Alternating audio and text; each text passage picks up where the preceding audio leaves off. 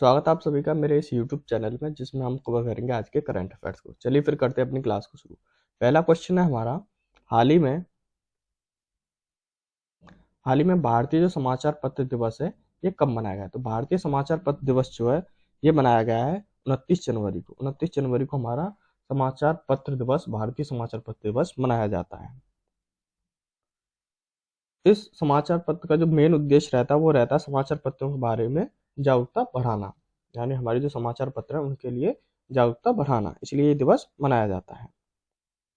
अगर बात करें इस समाचार पत्र की जो सबसे पहले प्रकाशित जब हुआ था, तो ये 1818 ईस्वी में प्रकाशित हुआ था। कुछ विवादों के चलते हुए ये बंद हो गया था। जैसे सबसे पहला प्रमुख समाचार पत्र जो था वो था संवाद कौमुदी, जो कि सबसे पहला प्रमुख समाचार पत्र रहा था हमारा संवाद कौमुदी। और इसकी जो शुरुआत है वो 1921 में की गई थी, 1921 ईस्वी को की गई थी। और इसके प्रबंधक संस्थापक की बात की जाए, इसके जो संस्थापक थे संवाद कौमुदी के, तो इसके संस्थापक थे समाज सुधारक राजा राम मोहन राय। यानी कि जो हमारा भारतीय समाचार पत्र दिवस जो है ये 29 जनवरी को मनाया जाता है। इसका जो मेन उद्देश्य रहता है वो समाचार पत्र के बारे में जागरूकता बढ़ाना होता है। जब इसकी सबसे पहले शुरुआत की गई तो वो 1818 में प्रकाशित किया गया था, जिसका नाम रखा गया था दृढ़ दर्शक। अगर पूछ लिया जाता है 1818 में जब हुआ था तो इसका नाम क्या था, तो इसका नाम था दृढ़ दर्शक। दृढ़ दर्शक 1818 में शुरू किया गया था, जो कि कुछ विवादों के कारण बंद हो गया था। फिर उसके बाद सबसे पहला प्रमुख समाचार पत्र जो था वो था संवाद कौमुदी, जो कि 1921 ईस्वी में शुरू हुआ, जिसके जो संस्थापक थे वो थे राजा राम मोहन राय। ठीक है ना? ठीक है, अब चलते हैं नेक्स्ट क्वेश्चन पे। नेक्स्ट क्वेश्चन की बात करें तो हाल ही में दुनिया के जो सबसे अमीर व्यक्ति हैं वो कौन बने, यानी कि 2024 में सबसे जो अमीर व्यक्तियों की लिस्ट में फर्स्ट में है वो कौन है पूरी दुनिया के, यानी वर्ल्ड में सबसे पहले नंबर पे वो है बर्नार्ड अर्नोल्ट। नॉर्ड अर्नोल्ट ये जो है 2024 के सबसे अमीर व्यक्तियों में से हैं। ये फ्रांस के रहने वाले हैं। अब पूछ लिया कहाँ के हैं, तो ये फ्रांस के निवासी हैं, जो कि सबसे बड़े निवेशक भी हैं, यानी कि शेयर मार्केट के सबसे बड़े निवेशक भी हैं। और इनका एक कला संग्रहालय भी है,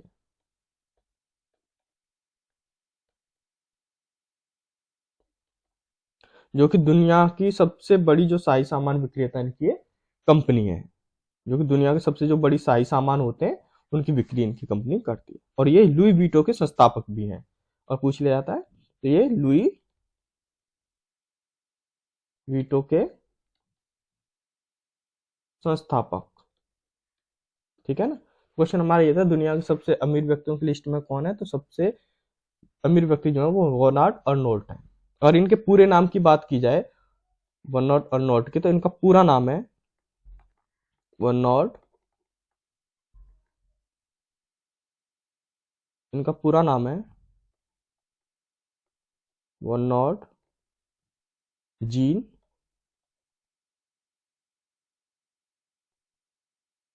एटियन अर्नोल्ट।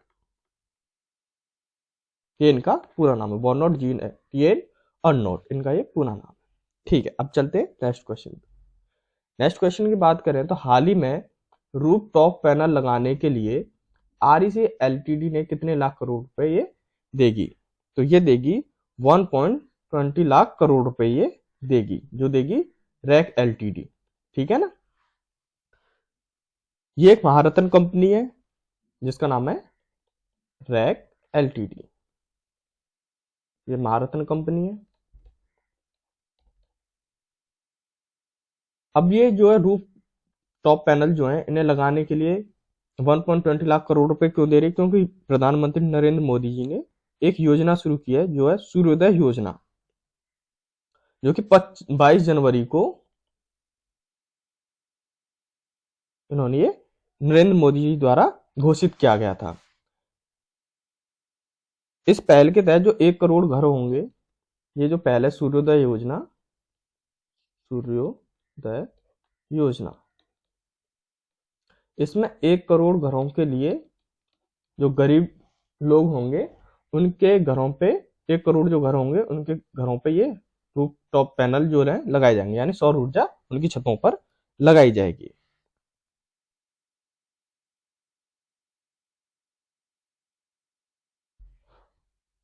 इस योजना के लिए यानी सूर्योदय योजना के लिए इस REC LTD को, इस कंपनी को नोडल एजेंसी के रूप में नामित किया गया। अगर पूछ लिया जाता है सूर्योदय योजना के लिए नोडल एजेंसी के रूप में किसे नामित किया गया है, तो वो REC LTD कंपनी को किया गया है, जो कि एक महारत्न कंपनी है। ठीक है ना। चलिए अब चलते हैं नेक्स्ट क्वेश्चन पे। नेक्स्ट क्वेश्चन की बात करें तो हाल ही में 69वें फिल्म फेयर अवार्ड में बेस्ट एक्टर का अवार्ड किसे मिला है, तो ये मिला है रणवीर कपूर को। बात करें फिल्म फेयर अवार्ड की, तो ये 1954 में इसकी शुरुआत की गई थी। 1954 में इस अवार्ड की शुरुआत की गई थी। जो स्टार्ट हुआ था ये हुआ था 1954 में, जो कि द टाइम्स ग्रुप की फिल्म फेयर पत्रिका द्वारा ये की गई थी। ये किया गया था, सबसे फर्स्ट जो हुआ था ये मुंबई में हुआ था। मुंबई में ये आयोजित किया गया था, मुंबई के मेट्रो थिएटर में।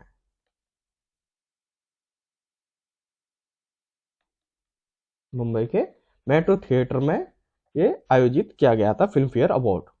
ठीक है ना। ये जो फिल्म फेयर अवार्ड है इसमें best film, best director, best actor, best actress, best music director की कैटेगरी इसमें रखी गई थी, यानी कि इन कैटेगरियों के लिए ये फिल्म फेयर अवार्ड दिया जाता है। हालांकि अब इस टाइम पे फिल्म फेयर में कई सारी जो कैटेगरी है वो ऐड कर दी गई है। पहले जब 1954 में जब दिया जाता था तो इन सारी कैटेगरियों के लिए ये अवार्ड दिया जाता था। तो क्वेश्चन हमारा ये था 69वें फिल्म फेयर अवार्ड में बेस्ट एक्टर का अवार्ड किसे दिया गया, तो वो रणवीर कपूर को दिया गया। और ये कितनेवा फिल्म फेयर अवार्ड था, तो ये 69वां फिल्म फेयर अवार्ड रहा है। ठीक है ना। ठीक है, चलते हैं अब नेक्स्ट क्वेश्चन पे। नेक्स्ट क्वेश्चन की बात करें तो हाल ही में ICC ने क्रिकेट बोर्ड के सस्पेंशन जो हटाया, किसे हटाया, तो वो हटाया श्रीलंका को। ठीक है ना। तो ICC जो है वो हमारा क्रिकेट खेल का एक विश्वव्यापी शासी एक निकाय है, जो है हमारा ICC। ठीक है ना। वर्तमान में इसमें 104 सदस्य देश हैं, जिसमें से 12, अगर पूछ लिया जाता है इसमें सदस्य देश कितने हैं, तो 104 है, 104 देश हैं, जिसमें से 12 पूर्ण सदस्य हैं और 92 जो हैं वो एसोसिएट सदस्य हैं, एसोसिएट सदस्य हैं। ठीक है ना। ठीक है, अब चलते हैं नेक्स्ट क्वेश्चन पे। नेक्स्ट क्वेश्चन की बात करें तो नेक्स्ट क्वेश्चन है हमारा हाल ही में परीक्षा पे चर्चा। परीक्षा पे जो चर्चा है इसका 7वां संस्करण कहां पर आयोजित किया गया, तो ये किया गया है नई दिल्ली में। नई दिल्ली में ये हमारे PM नरेंद्र मोदी जी के द्वारा आयोजित किया गया है। नरेंद्र मोदी जी के द्वारा ये आयोजित किया गया, जो कि रहा हमारा 7वां संस्करण। ये भी क्वेश्चन पूछ लिया था कितने परीक्षा पे चर्चा हुआ है, जो नई दिल्ली में आयोजित हुआ था ये कितने संस्करण था, ये 7वां संस्करण रहा है, जो कि किसके द्वारा आयोजित किया गया, नरेंद्र मोदी जी के द्वारा ये आयोजित किया गया। इस कार्यक्रम का जो मेन उद्देश्य रहता है वो स्कूल के बच्चों से सीधा प्रसारण और शिक्षा की जो स्तर है उसे ऊपर उठाने के लिए किया जाता है। ठीक है ना।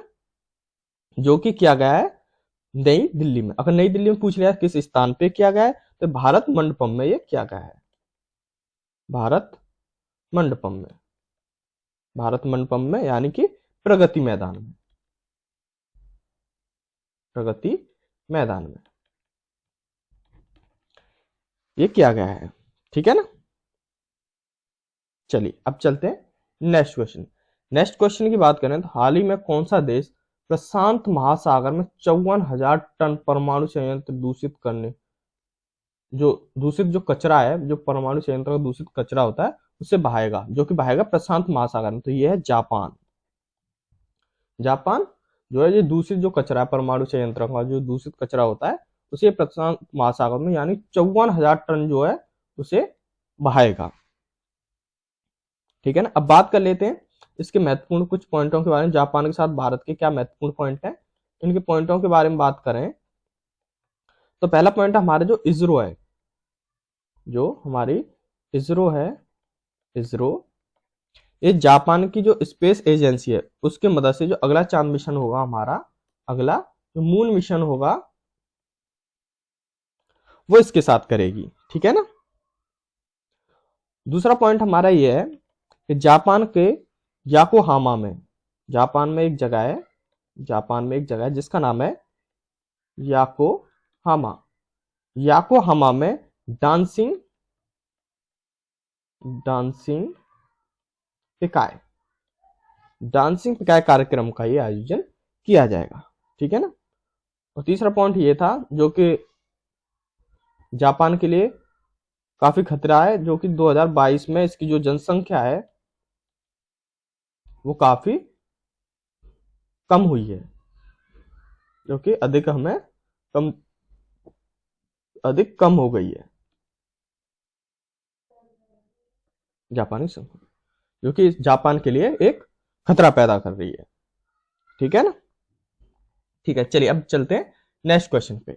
नेक्स्ट क्वेश्चन की बात करें तो हाल ही में किसी ऑनलाइन पेमेंट एग्रीगेटर के लिए आरबीआई ने मंजूरी दी है। आरबीआई मतलब भारतीय रिजर्व बैंक ने इसे मंजूरी दी है ऑनलाइन पेमेंट एग्रीगेटर के लिए। तो ये दी गई है जोमैटो को।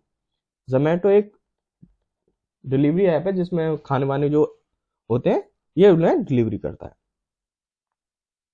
ऑनलाइन भुगतान एग्रीगेटर वे कंपनी होती हैं जो ऑनलाइन एग्रीगेटर पेमेंट जो करती हैं, ये वो कंपनी होते हैं जिससे जो ग्राहक होते हैं उनके व्यापारी के जो मध्यस्थ के रूप में जो ऑनलाइन पेमेंट होता है उसकी सुविधा प्रदान कराती है। यानी कि ऑनलाइन जो पेमेंट होता है, ऑनलाइन जो पेमेंट होता है उसकी सुविधा प्रदान कराती है ऑनलाइन पेमेंट एग्रीगेटर, जो कि आरबीआई ने, भारतीय रिजर्व बैंक ने मार्च 2020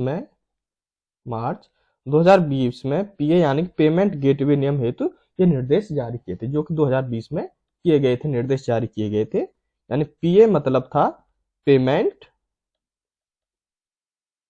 गेटवे, पेमेंट गेटवे, ठीक है ना, जिसके दिशा निर्देश जो है वो जारी किए गए थे 2020 में आरबीआई के द्वारा, ठीक है ना। तो इसके लिए चुना गया है, मंजूरी जो दी गई है वो दी गई है जोमैटो को, ठीक है।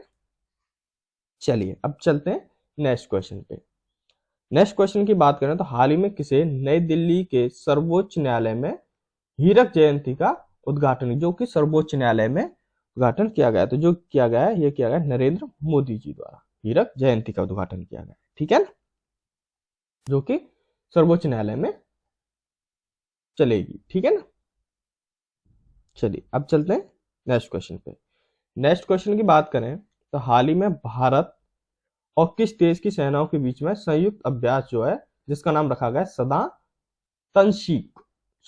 तंशीक ये शुरू किया गया है। तो ये किया गया है सऊदी अरब के साथ। भारत और सऊदी अरब की सेनाओं के बीच में सदा तंशीक जो अभ्यास है ये किया जा रहा है। ये कहां पर किया जा रहा है, अगर पूछ लिया जाता है ये कहां पर किया जा रहा है, तो ये किया जा रहा है राजस्थान,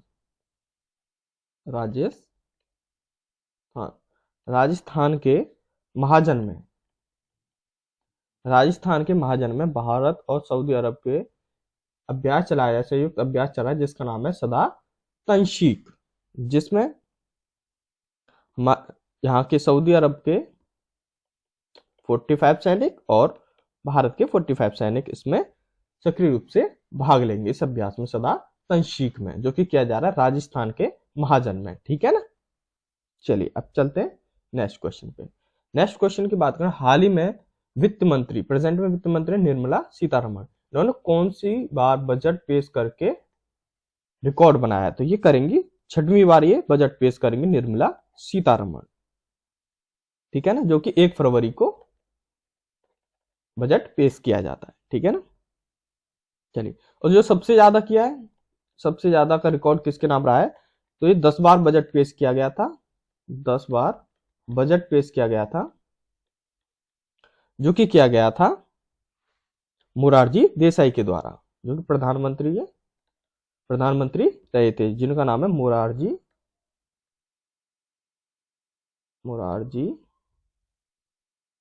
देसाई। मोरारजी देसाई ने 10 बार बजट पेश किया था। ये उनके बाद दूसरे वित्त मंत्री निर्मला सीतारमण, जो कि 6वीं बार अपना बजट पेश ये करेंगे, भारत का बजट पेश करेंगे। ठीक है ना।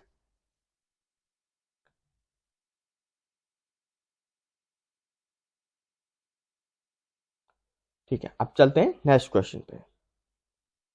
नेक्स्ट क्वेश्चन की बात करें तो हाल ही में भारतीय नाट्य विद्यालय का 21वां दिवसीय भारतीय रंग महोत्सव कहां पर आरंभ किया जा रहा है? तो ये किया जा रहा है मुंबई में। मुंबई में भारतीय नाट्य विद्यालय का 21वां दिवसीय भारतीय रंग महोत्सव आयोजित किया जा रहा है। इसमें 150 से अधिक जो प्रदर्शन है, जिसमें कार्यशालाएं, चर्चाएं और मास्टर क्लास जैसी चीजें भी इसमें होंगी। इसके जो थीम रखी गई है, वो रखी गई है वसुधैव कुटुंबकम। वसुधैव कुटुंबकम और वंदे भारगम,